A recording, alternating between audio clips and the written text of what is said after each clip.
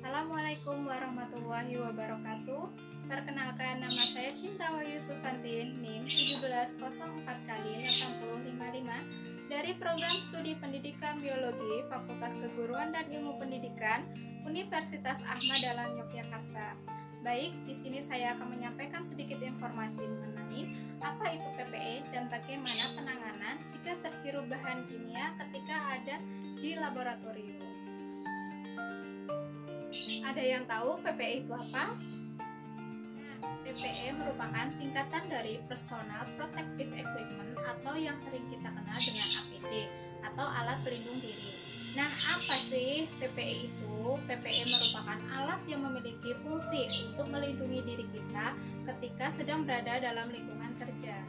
Nah, apa saja sih alat yang dapat melindungi diri kita? Atau alat apa aja sih yang harus kita pakai ketika kita sedang berada di laboratorium? Nah, untuk yang pertama, kita harus melindungi kepala, yaitu berguna agar kepala kita itu tidak terkena benturan atau kejatuhan benda. Untuk yang kedua, yaitu mata, yaitu dengan menggunakan kacamata, tentunya bukan kacamata seperti ini ya teman-teman.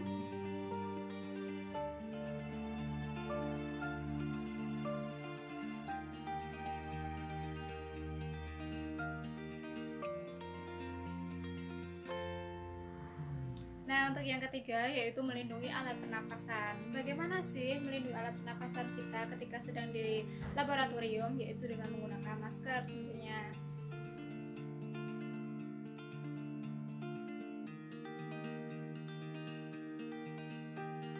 Nah, untuk yang keempat yaitu melindungi tangan kita atau jari kita. Yaitu kita bisa menggunakan sarung tangan dengan bisa sih dengan yang sarung tangan yang terbuat dari logam, kain kanvas, karet maupun yang lain, sehingga tangan kita aman dari tumpahan bahan kimia yang berbahaya ataupun tersengat api dan lain sebagainya.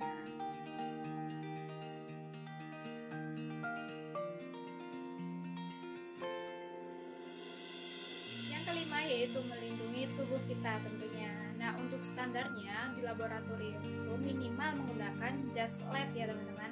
Nah, gimana sih menggunakan jas lab yang baik dan benar? Nah, simak selanjutnya.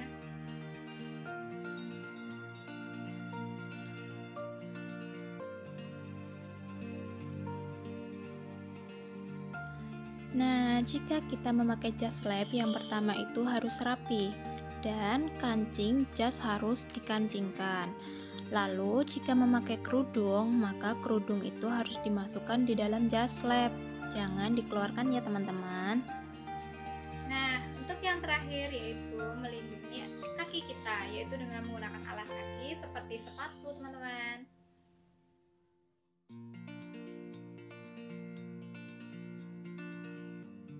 Jadi, ketika sedang ada di lab, hal ini jangan ditiru ya teman-teman. Tetapi, gunakan jas lab yang rapi dengan mengancingkan kancingnya, memasukkan kerudung, menggunakan sarung tangan, masker, dan kacamata. Nah, selanjutnya, bagaimana cara menangani ketika terhirup bahan kimia yang berbahaya? Tentunya, ketika kita sedang berada di laboratorium, kita tidak boleh main-main dengan apa itu bahan kimia, apalagi yang berurusan dengan alat pernafasan. Karena apa? Bahan kimia yang berhubungan atau yang berbahaya untuk pernafasan kita itu tuh sesuatu yang tidak bisa kita lihat atau bisa berupa bentuk gas dan lain sebagainya. Nah, contoh di sini ketika berada di laboratorium, itu yang sangat berbahaya itu adalah karbon monoksida atau CO2. Nah, lalu bagaimana sih penanganan ketika ada teman kita atau seseorang yang menghirup karbon monoksida atau CO2? Nah, simak selanjutnya. Cara yang pertama, ketika teman kita atau korban yang menghirup karbon monoksida, maka kita bawa korban tersebut atau teman kita tersebut ke luar ruangan.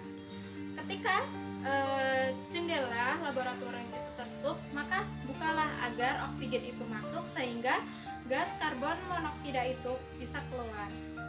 Kedua, kita bawa korban atau teman kita yang telah menghirup bahan kimia yang berbahaya itu ke tempat yang memiliki O2 atau oksigen yang banyak. Jadi jangan sembarangan menempatkan teman kita. Seperti itu. Yang ketiga, ketika korban itu tidak sadarkan diri, maka kita harus mengecek kondisi fisiknya terlebih dahulu. Apakah ada luka ataupun tidak. Nah, sangat penting ya teman-teman. Penanganan pertama itu sangat menentukan bagaimana ke depannya. Ketika kita salah menangani korban, maka itu akan sangat fatal. Nah, lalu hubungi rumah sakit terdekat atau puskesmas terdekat.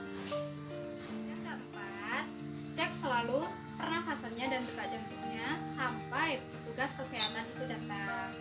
Nah, jika korban itu tidak sadarkan diri ataukah pingsan, nah maka kita harus meletakkannya dengan posisi seperti ini. Jadi ini adalah recovery position atau pertolongan pertama posisi pemulihan yang berguna untuk menjaga jalan nafas korban yang tak sadarkan diri untuk tetap terbuka. Apa sih posisi pemulihan?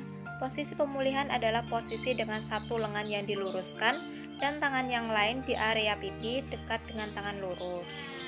Seperti itulah teman-teman, semoga bermanfaat untuk kalian semua. Dan saya mengucapkan banyak sekali terima kasih kepada semuanya, kepada teman-teman semuanya. Dan jangan lupa like, subscribe, dan komentarnya ya. Terima kasih. Billahi taufiq wal hidayah. Wassalamualaikum warahmatullahi wabarakatuh.